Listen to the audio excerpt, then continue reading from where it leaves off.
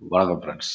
இன்றைய காணொளி தொகுப்பின் தலைப்பு நட்சத்திரங்களும் ஜாதகரின் ஆன்ம உளவியல் நுண்ணிய நடைமுறை செயல்பாடு. ராசி லக்னங்களுக்கு அடுத்தபடியாக நட்சத்திர பலன்கள் மிக முக்கியமான ஒரு தனித்துவத்தை பெறுகின்றன. இப்போ ராசிகள் வாழ்க்கையோட திசையை காட்டுது அப்படின்னா, நட்சத்திரங்கள் உள் உணர்வை குறிக்கு, அதாவது நுண்ணிய நடைமுறை செயல்பாட்டை காட்டும் அப்படின்னு சொல்லலாம். ராசி உங்களோட தோற்றம்னா, நட்சத்திரங்கள் உங்களோட உள் உணர்வு அல்லது உளவியல் தன்மையை குறிக்கும் அப்படின்னு சொல்லலாம்.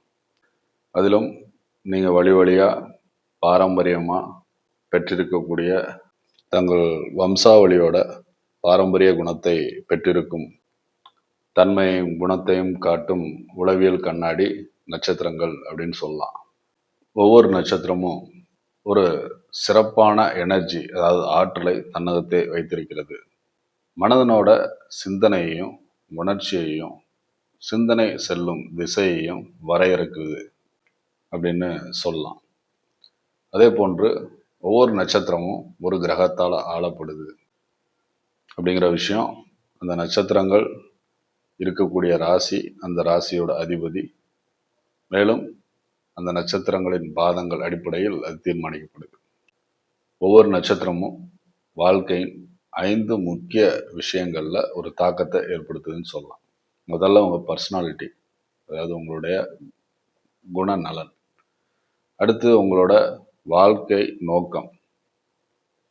மூன்றாவதா உறவு, திருமண வாழ்க்கையில உங்களுடைய பங்களிப்பு எப்படி இருக்கு.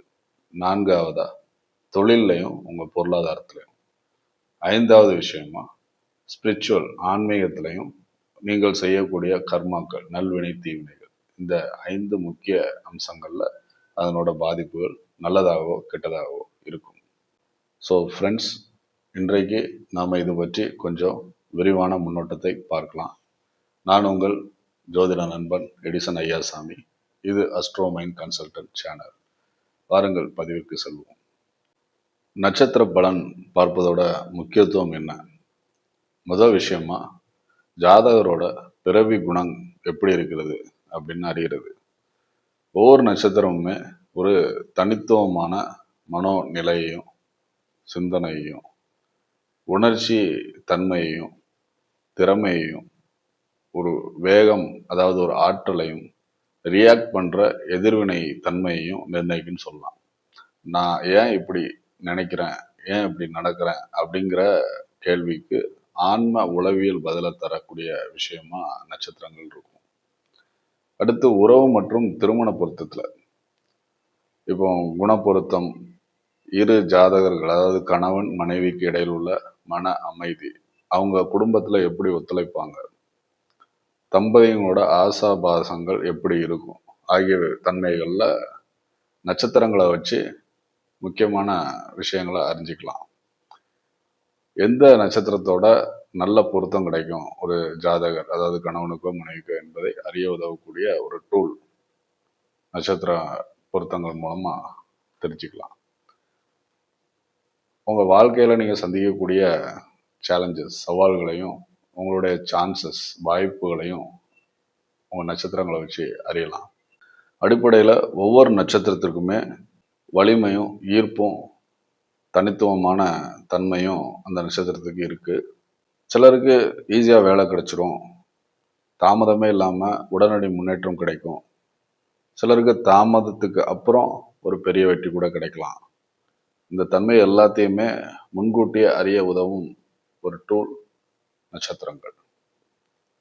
இப்போ நட்சத்திரங்கள் மூலம்தான் சந்திரன் எங்கே இருக்காரு, எந்த ராசியில் இருக்காரு, அதே போன்று சந்திரனோட நிலையை வைத்து ஜாதகரோட மனநிலை எப்படி இருக்கும், அவரோட உடல் நலம், குடும்பம், தொழிலில் ஏற்படக்கூடிய மாற்றங்கள், இது எல்லாத்தையுமே அறியலாம். அதே போன்று நட்சத்திரங்களை வைத்து தான் தசாபுக்தி காலங்கள், விம்சோத்ரி தசாபுக்தி காலங்களை வரையறுத்து அதன் மூலம் ஒவ்வொரு காலகட்டத்திலும் ஜாதகர் அடையக்கூடிய நற்பலன் கெடுபலன்களை நாம் அறிந்து கொள்ள முடியும்.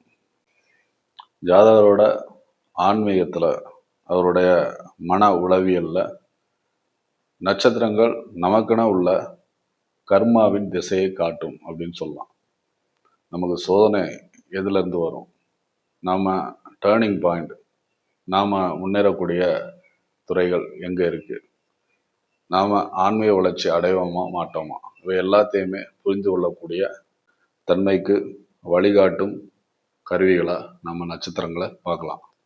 உதாரணமாக, வளரக்கூடிய ஒரு குழந்தைக்கு நட்சத்திர பலன் மூலமாக அவரோட இயல்பான திறமைகள், அவர் படிக்கிற நேர்த்தி எப்படி இருக்கும், அவருடைய வாழ்க்கை நோக்கம், எதிர்காலத்தில் அவருக்கு படித்து முடித்த பிறகு பொருத்தமான துறைகளை அறிந்து சரியான ஒரு வழிகாட்டும் தன்மையை நம்ம அந்த குழந்தையோட பெற்றோர்களுக்கு கொடுக்கலாம்.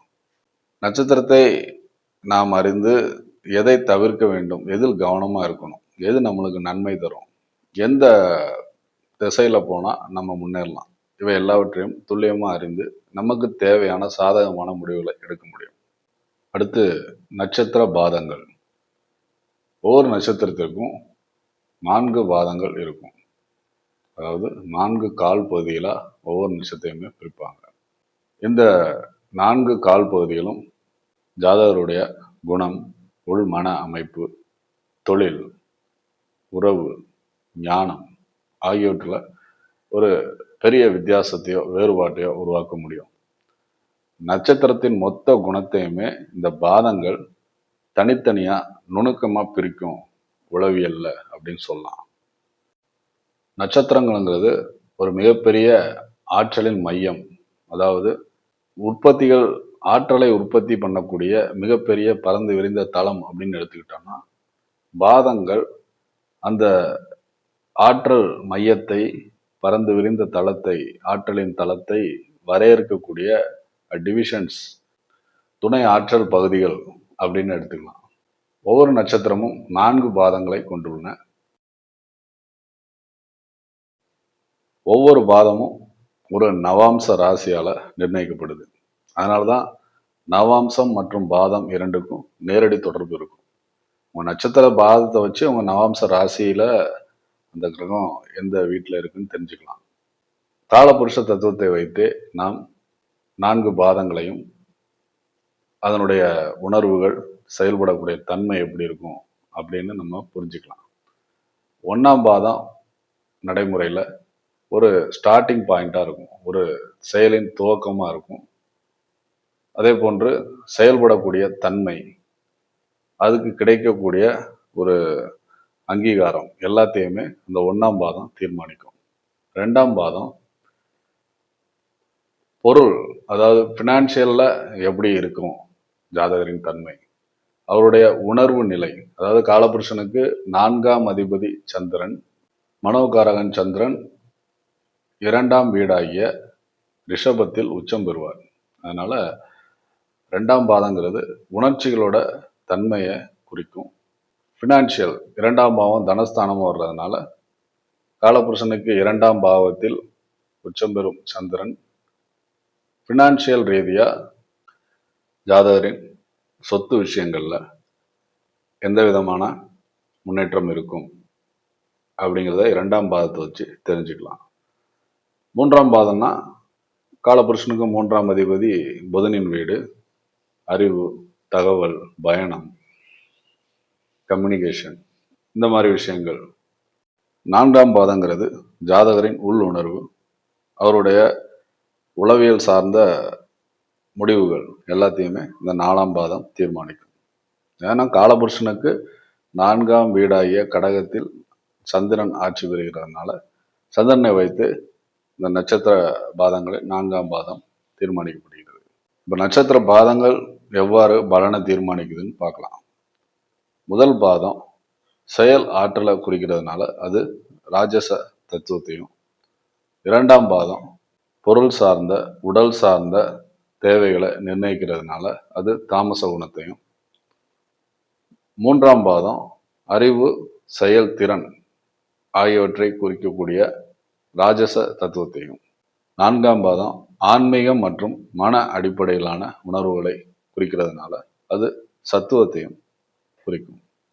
தொழில் திறமைகளில் ஜாதகருக்கு முதல் பாதம் அவர் லீடர்ஷிப்பில், அதாவது முதலாளித்தன்மையில் இருப்பாரா அப்படிங்கிறத குறிக்கும்.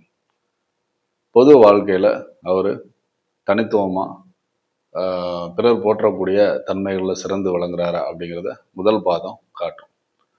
ரெண்டாம் பாதம் ஃபினான்ஷியலாக சொத்து வாணிபத்தில் அவர் எப்படி செயல்பாடு இருக்கும் அப்படிங்கிறத ரெண்டாம் பாதம் தீர்மானிக்கும்.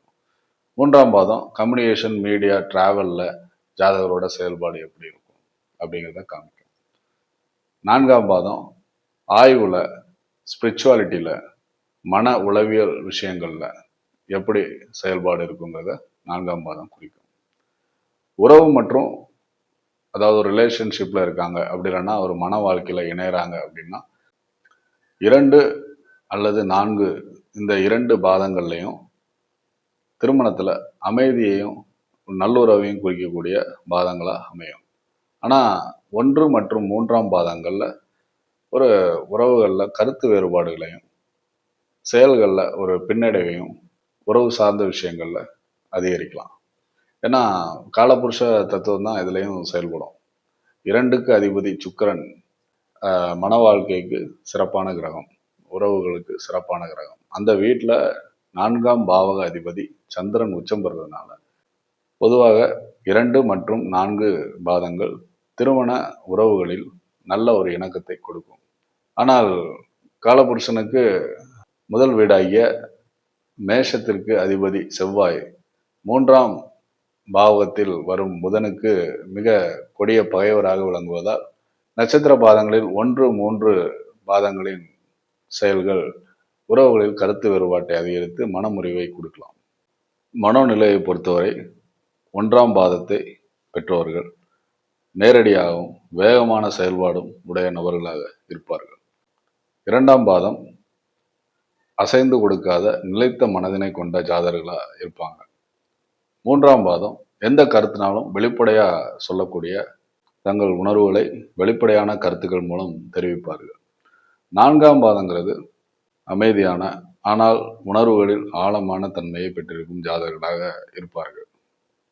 மொத்தத்தில் நட்சத்திர பாதங்களோட கான்செப்ட் எப்படி சுருக்கமாக சொல்லலாம்னா, முதல் பாதம் உருவாக்குற தன்மையையும், 2ஆம் பாதம் சேகரிக்கக்கூடிய தன்மையையும், 3ஆம் பாதம் விரிவாக்கம் செய்யக்கூடிய ஆற்றலையும், 4ஆம் பாதம் ஒரு ஆன்மீக உள்ளுணர்வை கொடுக்கக்கூடிய ஆற்றலாகவும் இருக்கும்னு சொல்லலாம். சரி நண்பர்களே, நட்சத்திரங்கள் மற்றும் அதன் 4 பாதங்களை பற்றிய அடிப்படை உண்மைகளையும் தன்மைகளையும் இந்த பதிவில் ஒரு சிறிய முன்னோட்டமாக பார்த்தோம். மீண்டும் அடுத்த பதிவில் நட்சத்திரங்களை பற்றிய ஆய்வினை வெவ்வேறு தலைப்புகளின் கீழ் பாகங்களாக இனிவரும் காணொளிகளில் காணலாம். அதுவரை தாங்கள் உடல் மன நலத்தோடு வாழ்க வளமுடன் என்று வாழ்த்தும் தங்கள் ஜோதிட நண்பன் எடிசன் ஐயாசாமி. இது அஸ்ட்ரோ மைண்ட் கன்சல்டன்ட் சேனல். நன்றி.